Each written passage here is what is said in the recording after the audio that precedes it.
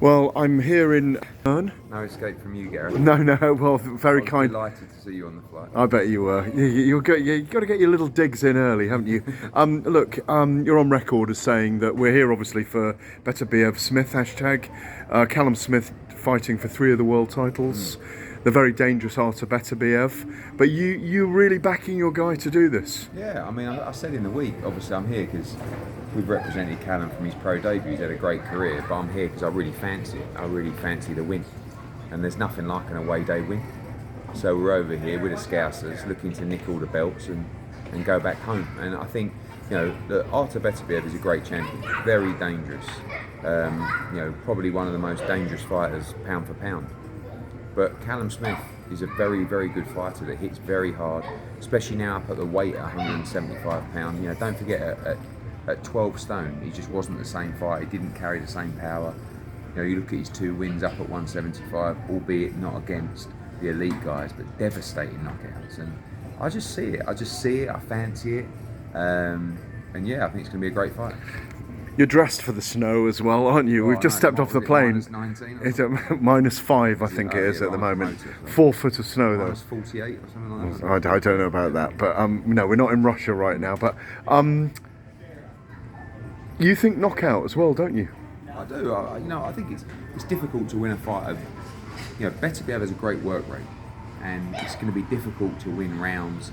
The one thing is, if you step on Callum, that's his opportunity to land those shots. And look, I think the catching counter left hook is his trademark shot. And we've seen that with Callum Johnson against Better BF. We've seen Yard have success with the left hook, and I'm sure they've trained for it, but it happens very quickly. And when you're throwing the volume that Artur Better BF throws, you're also wide open to get hit.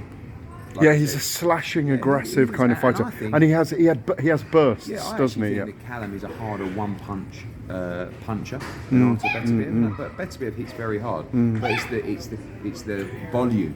He's relentless. He cuts the ring off really well, and he makes you fight. But Callum's never been down. We've never really seen him hurt, have we? When you're cutting off the ring and forcing the fight, that's when Callum has his best chance of landing that kind of shot. I know he's the underdog, but I just really think he's got a great chance. Well, I've travelled here with you today, 2 legs from London, as you say, poor old you. There has been a story from an American journalist during transit, in which there was an atypical, not an adverse finding, but an atypical finding with Better BF and Varda.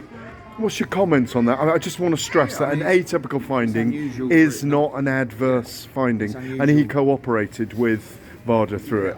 I mean, it's unusual for it not to be my show and not to be my fighter, so it's a question for Top Rank.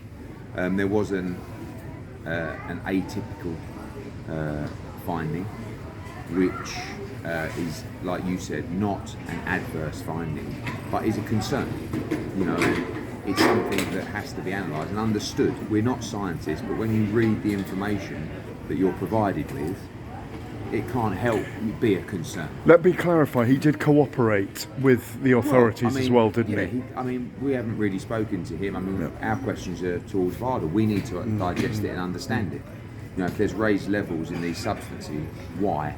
And why then in the tests after, were they not there? If they're natural or if they're in his body. The story says that you can develop these things naturally in the body as well. And I think, from our perspective, it's not an adverse finding.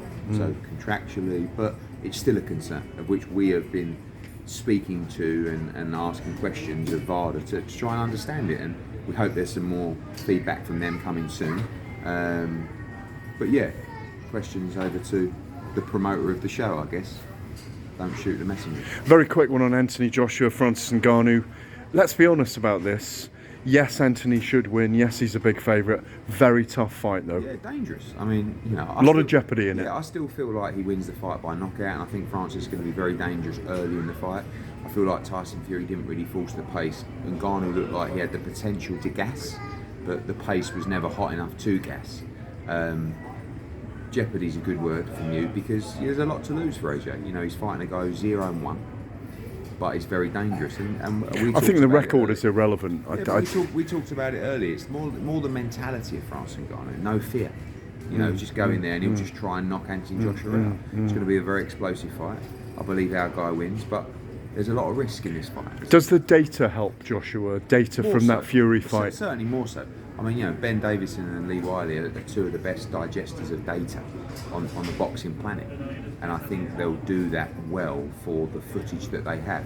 Well, you know, one of the problems that Fury had, you know, I thought he was poor on the night, but he just didn't know what he was getting. Now you've got those 10 rounds to digest it, to see what he does, the mistakes that he makes, and they will do that well. It's still not 35 fights that you'd normally analyse, but at least now there's footage of him. And you know, listen, I hold my hands up. As I said earlier, I thought the first fight would be a mismatch. Are you backtracking then a little bit? I have to, because I think if you have an opinion that ultimately is wrong, you have to hold your hands up. And I thought he beat Tyson Fury. If not, there's a round in it. So therefore, he could have become lineal, as they call it, world heavyweight champion on that night. And that makes him very dangerous. Is there a rematch clause? Is there a rematch clause? No. Weren't allowed one, no? No, just you know, it's not part of our plan. I don't think it's part of anyone's plans. I think if Ngannou wins, he'll want to fight Tyson Fury. If we win, we'll want to fight Hrgovic for the world title, or maybe fight Tyson Fury if he beats Usyk. So just got to get the win on March 8th. I'll let you get your bags. Cheers. We're here. Great to see you. Thank you, Eddie.